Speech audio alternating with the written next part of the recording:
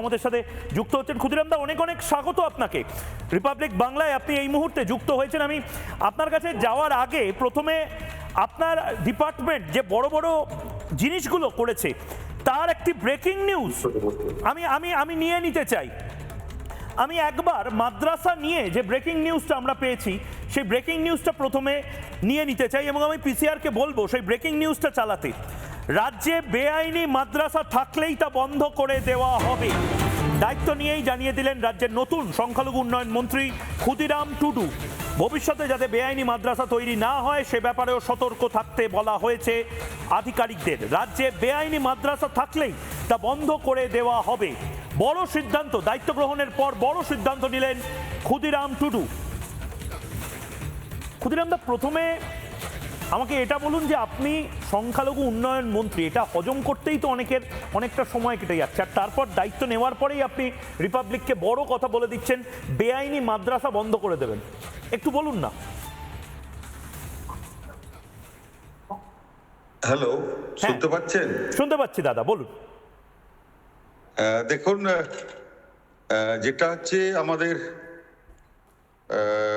সরকার এবং আমাদের chief minister honourable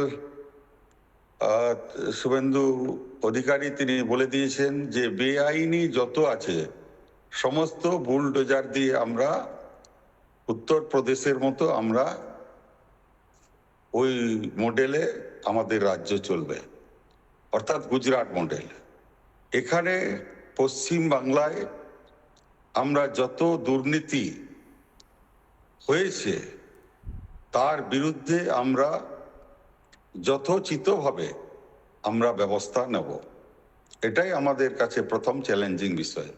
এবং সেই জন্যে যত অবৈধ মাদ্রাসা বলুন, ফেক এসটি সার্টিফিকেট বলুন, সমস্ত কিছু আমরা একবারে তদন্ত করে আমরা নির্মূল করে দেব।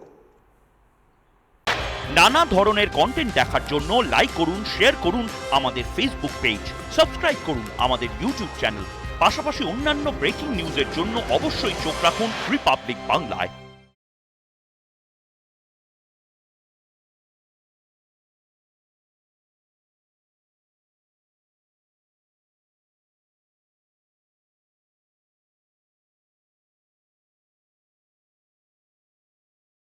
নানা ধরনের কন্টেন্ট দেখার জন্য লাইক করুন, শেয়ার করুন আমাদের ফেসবুক পেজ, সাবস্ক্রাইব করুন আমাদের ইউটিউব চ্যানেল।